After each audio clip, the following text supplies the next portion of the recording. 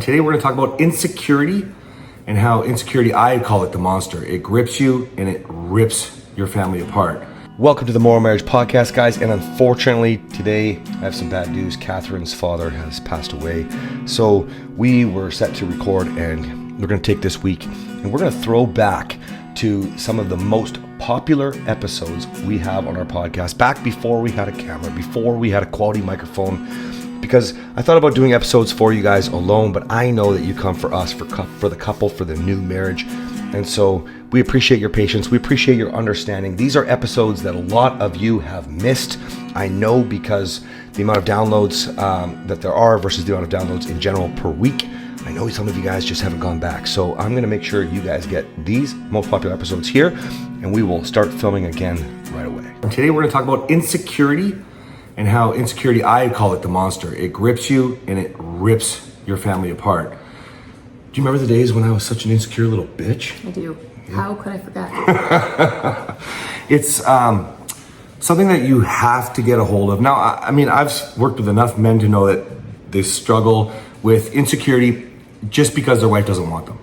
But then there's past relationships, and there's all kinds of issues that you struggle with because of maybe cheating in a relationship. But also, there's a lot of insecurity that comes from just who you were as a child and how your parents loved you. Or didn't love you. Hi, my name is Cass, and my parents were... Anyway, so I think that this is really, really important to understand. Insecurity grabs a hold of you, it grips you tight, and it calculates the decisions for you, the decisions that you make. And why is that important? Well, because the moment you let insecurity decide how you want to react, then you get nowhere. I mean, and there's basic examples, hey babe? Like, Kathryn would be on the phone and I'd be like, who are you talking to? But it can be presented like, who are you talking to? Or it could be presented like, who are you talking to? And all of that is because you can't control the anxiety inside you. Boy, you were afraid to go out with people. Mm-hmm. You were afraid to text, call, scroll on social media. I was afraid of everything because of your insecurity. I lived in fear quite often. There were times when you were, he had a cycle. So when he was on the upswing, he was a lot less insecure and accused me of a lot fewer things. But when he was on the downswing, watch out. So yeah, it was anything. Because if I was texting, he would be upset because I smiled. Because I'm texting and I'm smiling, like I must be texting a man or something. Or, do you remember the thermostat?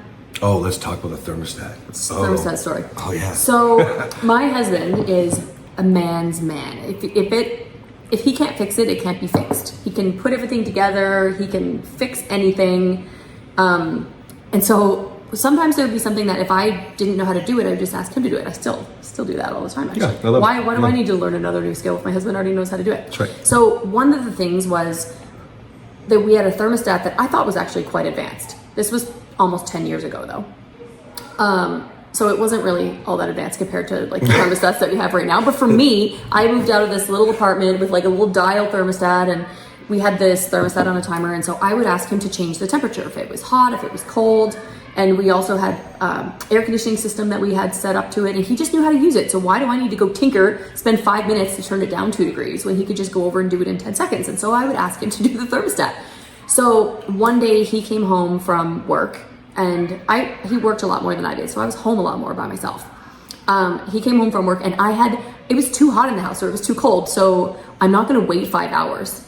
I'm a woman, but I can still do things.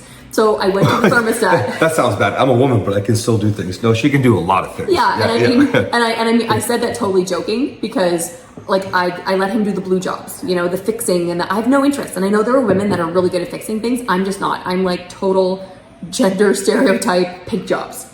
I can't even put together a bookshelf from IKEA. It's not my thing. There's some women, of course, there are a lot of women that can. But anyway, I didn't want to wait 5 hours or whatever it was for him to fix the thermostat. So I went and I, tinkered around. It took me way too long to do it, but I changed the temperature. Well, when he got home, I don't know if it was that same day or the next day. Well, he lost his mind because clearly I must have had a man in the house to change the temperature on the thermostat. So and there were other things like his son, so he has a son from a previous relationship, and the child at one point, we didn't know what happened, but the toilet paper, I put the toilet paper with the flap coming on the top. Oh, yeah. Now I'm too busy. I don't care. I don't even look. I have 3 children under the age of 4. I don't care what way the toilet paper goes. But when I had extra time on my hands, I liked the toilet paper to go a certain way. So in our main bathroom in our house, the toilet paper was on the wrong way. And so I heard all about how obviously, like, I would never put the toilet paper on like that. And like, Castle doesn't know how to do the toilet paper. And so obviously there was a man in the house. He was so insecure. So the thermostat, the toilet paper, about a week later, Castle comes out of the bathroom and goes, "Dad, I figured out how to put the toilet paper on. I forgot to tell you." And I was like, "See?" Then he ate his words. But it was the insecurity of, this is something Kathryn never does. This is something that Kathryn does differently. So if anything was changed. One time I cleaned the toilet. When you clean the toilet, you flip up the seat. Because you should, hopefully. Yeah, if you're not flipping up the seat, please. You're doing it wrong. Yeah. You're doing it wrong. And so usually I would put this toilet seat down. To this day, I think now I don't really care, but for years I made sure I put the toilet seat down because he raged. I lost my mind. I'm like, there was a man in the house, the toilet seat is up, what in the fuck? And I'm like, but look how clean the toilet is. Like, is there any other reason that you think that the toilet seat might have been up? What we need to really address here is, you have to understand that when insecurity grips you, you literally will make up your own reality for a million different reasons why she's cheating would be the number one, right? But why you're not good enough is massive. Why she's not connecting with you. Why you can't move the marriage the way you want it to go. Why nothing you do is ever gonna work or good enough. Like, insecurity, literally, you find anything to pull out. So, I mean, some common things that people are doing that we're seeing all the time, friend finder on your phone. Do you remember when Friend Finder, like, it's still not perfectly accurate? Oh my gosh, I forgot about that. She used to love to get away from me for obvious reasons and go driving and go to this park, Horlock Park in Edmonton. And when she was there, she would think and listen to music and worship with God or whatever, and try to just... geese there. If you're lucky, you'd see like another wild animal. Yeah. I loved it. But the park wouldn't show up on the map in the exact same spot, for example, or she'd look like she was at a different location other times, because you're using insecurity to fuel all of these other thoughts of, well, you're cheating on me. Right. And I just want to add to that one. So, and we still don't know to this day, like, why it would show that I was a little bit off from where I actually was. Who knows? But it used to be off. So we lived really close to the splash park at our house. And so he would message me and say, "Where are you?" And I'm like, "I'm at home." And he was like, "Are you sure?" And I'm like, "Yes." He's like, "Are you sure?" "Yes." And then he'd show me a screenshot that shows that I'm at the splash park. Why would I be at the splash park? Obviously cheating. Obviously I was cheating at the splash park in the middle of the day with children around. Like, I'm just gonna go meet my boyfriend at the splash park, like, without kids. So yeah, I do remember that. And so that's a situation though where it's logical why you would feel upset, but it happens so often. I actually had to prove to him because we had Friend Finder on both of our phones because of his insecurity. So I was like, well, if you're gonna track me, I'm gonna track you, because I was like, at that point I said, he's got to be up to something. If he's accusing me so much, then what is going on? And he wasn't cheating, but I would constantly check his location. So I showed him. I was like, I just want to let you know that, so our gym was across the street from like a drugstore, another gym, there's a bunch of stuff. And so I'd say, I sent him a screenshot and I said, just so you know, I know you're teaching a class right now, but your phone shows that you're across the street at London Drugs.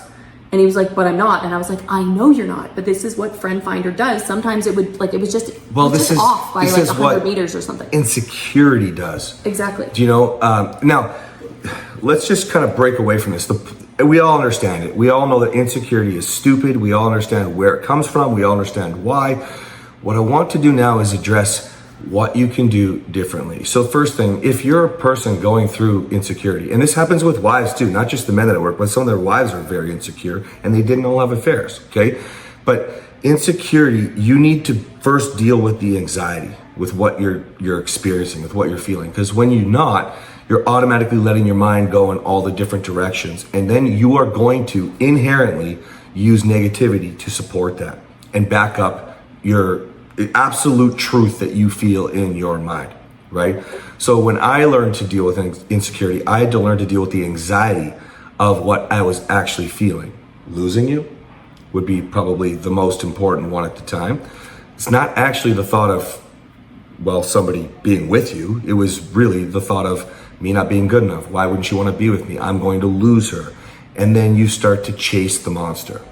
Okay. And it has the opposite effect. So when he's worried about losing me, so if that's when you're feeling insecure, that is one of the big ones. You're worried about losing your partner. You're worried that other person is going to take your partner away, that you're not good enough. Right. So, but then in the reaction, when your reaction is an angry reaction, accusatory reaction, you're actually pushing your partner further away. So I developed insecurities because of this, because I would get pushed far enough away that then I was wondering, well, does he love me? Does he even like me?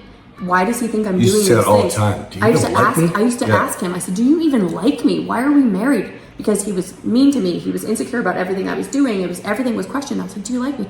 And so in the process of getting angry, and anger is what do they call it? A secondary emotion. So if you're feeling anxious, you're feeling insecure, and you act angry, you're worried about losing your partner, but you're literally putting a wall, driving a wedge, whatever you want to say, between you and your partner, and pushing your partner further away to the point that you could lose your partner when you're acting this way. 100%. And if you think about it, like cheating obviously is the number one reason for insecurity, especially if there's been some form of betrayal. I don't care if you're talking about porn, a Facebook, message, or obviously a dating app, and obviously if you're going full blown, okay? But what are you doing then? You're pushing your partner away.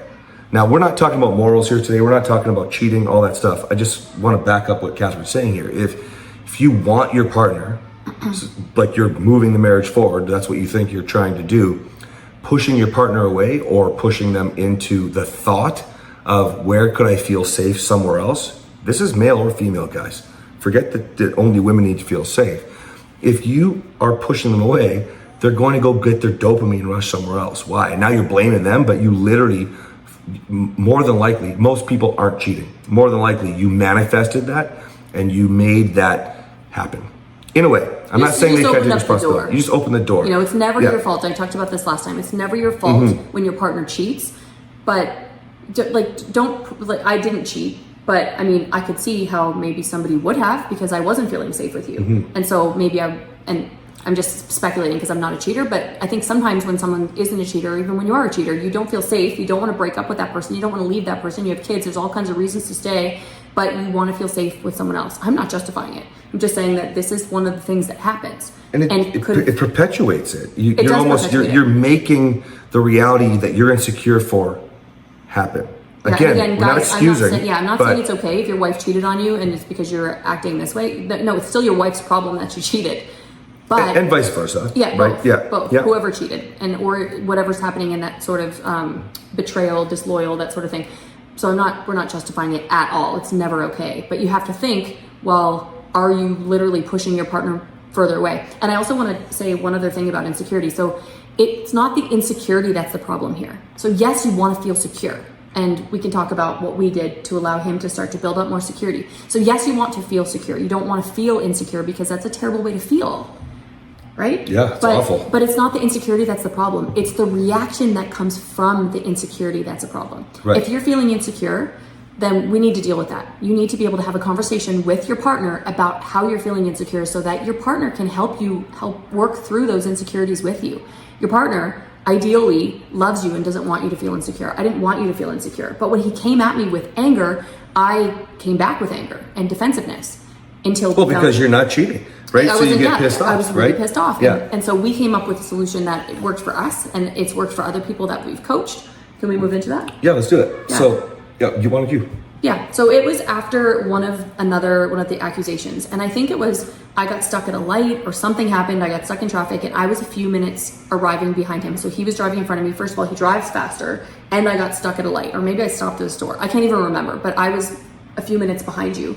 And he had this dream in his mind about how I was sleeping with someone else, because when I arrived at the gym a few minutes later, a male arrived at the gym around the same time. And so he thought, oh my goodness, what if they met on the side of the road and did the dirty so that, she's tricking me so that she can sleep with him without me thinking anything, but they both rolled in late. And so it was after a situation, I think it was after that situation, and he got very angry. And so I said, listen, I'm sick of this accusation stuff. I said, I can promise you that the things that you are doing, the things that you think I'm doing, I am not doing. And we already had the Friend Finder app. We were trying to find solutions, but we just couldn't find the solution because Friend Finder actually made things worse, as we talked about a couple minutes ago. But I said, if you come to me with the fact that you are feeling scared, so we were able to fine tune it so that he wasn't actually angry because he had nothing to be angry for. I wasn't doing anything, but he was scared. I was lashing out because I was afraid. Yeah, right. He was afraid. Yeah. Again, afraid of losing me, afraid of me being, disloyal, afraid of things that weren't actually happening. So I said, if you come to me before you make the accusation and say, first of all, I need to know that you love me. Because in those moments, that's when I was like, do you love me? Do you even like me? Yeah. So I was like, you need to come to me and I need to know you love me because I get scared when you come across as reactive and angry and yelling and, just on the crazy even just train. Accusatory, even with a nice tone, right? Yeah. Hey, who are you talking to? Right? Yeah. And so I said, if you come to me and you tell me you love me, and then also express to me that you're feeling fear, that you're scared, I promise you that I will hold your heart and I will help you through that insecurity because I guarantee whatever you think I'm doing, I am not doing. So I can work through it with you without you having to accuse me so that we don't have to put that wedge between us and I can actually help you through it. And he said, it's not going to work. And I said, it is going to work. I promise you. So this is one of the moments in one of the previous episodes, I talked about the crazy train and how if your husband or your wife, whoever is getting on the crazy train and you can start to see that train's going to go off the tracks, don't get on the train. Yeah. Stay off the train, stay solid and stable. And so I said to him, I promise you that I will be the strong one and I will stand my ground and I will help walk you through this. And I said, trust me, promise me. So we went back and forth a little bit because he said, there's no way this is going to work. But lo and behold, it was a major push forward for us. Game changer. So I would turn to Kathryn and say, I love you, but I feel insecure. And we now know if you could remove the but, and if you can just isolate what it is, then she would come back to me and she'd say, okay, what's going on? Tell me what's going on. And she'd walk me through it. Now, that did not mean that I was cool. That did not mean that I was automatically stress-free. I was not going to be ready to snap, ready to cry, whatever. But it allowed me to stay in control. So if both people are out of control, you do not have hope. In marriage, you still have hope because it happens a lot, but you don't have a hope in the world to get through that argument in a decent amount of time and in a civil way, because one of you needs to stay civil. So he might have still been out of control, but he gave me, so I got to plant my feet. So when he said, I love you, but I'm scared, I love you, but I feel insecure, I could plant my feet and I could say, okay, I'm ready. Let's get to it. That's right. And I was able to support him. And then there's more, I don't know exactly what you do, but if you're a man and you are struggling with this is a terrible way to live, like Kathryn was talking a few minutes ago about. It's a terrible way to live. It doesn't allow any positive feelings, no joy, no excitement, no laughter, no fun. It literally, the moment you have them and then insecurity grips you, it rips it, strips it all away from you. So if you are struggling with that, just send a message from the website, morrowmarriage.com. I've got some awesome training on anxiety. I am not going to lie to you. It is hard as hell. It is how I taught myself to deal with the thoughts of what Kathryn might be doing with another man. It's walking through the complete journey of who she could be with, how big is his dick. It's bad. But I learned to be able to deal with what I was feeling inside. And I have a much better process that I give you guys, but I did this through watching reality shows, and she'd ask me questions about the show and I was tuned out going, oh my God, don't lose your mind right now. He's thinking about something, the situation on the reality show, and in his mind, I'm doing that same thing. That's right. Literally I'm sitting on the couch next to you. How could that be me? Yeah. That's how much of a monster insecurity can be. That's right. And so the last thing that I would like to say is, it's awesome on the other side. I remember when we were in Fredericton, we don't know what, we found a rabbit outside, maybe that's what it was, chewed through the wires in our cameras, our video cameras. And the cameras in the kids' rooms and the living room and stuff like that. Not in our bedroom, nice try. And so... And only one wire. Yeah, only the wire to the camera, so we couldn't get the feed on our son. And my mind automatically does what it normally does. At first, it's okay, well, fuck, why'd she cut the wire? But when you understand response versus reaction, your anxiety doesn't take hold and push you to fear, and you let insecurity rule you, you start to think rational. And right? When you were being rational, you said to me, so when we found the wire was cut on our security camera in our baby's bedroom, I was really freaked out that the wire was cut. Right. And we forgot that we had a rabbit. We rescued a rabbit and we had this rabbit. And so the only logical explanation is that the rabbit chewed it. But it was actually But scary. it looked like it looked like a perfect cut. So it was, I was actually very scared. It made no sense. It made no sense. But so I hope it was the rabbit. Otherwise it was some sort of poltergeist, which is even scarier.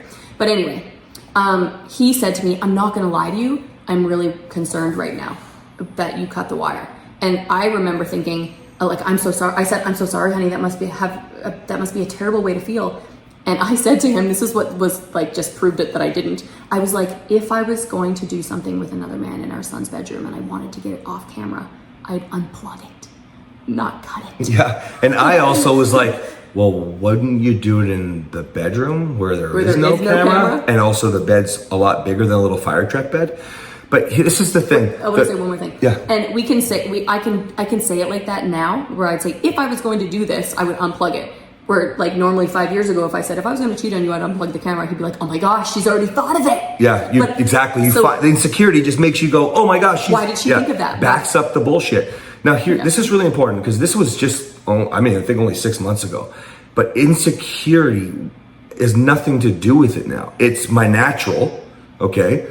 And it creeps in, but it can't grip me anymore. Mm-hmm. I just communicate very well with her now. In case I have a reaction, in case my tone is off, in case I say the wrong words, in case.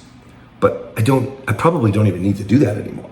Now I'm pretty sure it would be just covered. I'm pretty good. It's under control. Mm-hmm. And I respond, I realize, I rationalize, I'm logical because I can deal with that pit in my stomach. However, we're just really open with everything. It's just easier to make sure that we never go backwards again, right? So, guys, this has been a long one today, but we're gonna cut this short and we're gonna do the next episode. See you in a second.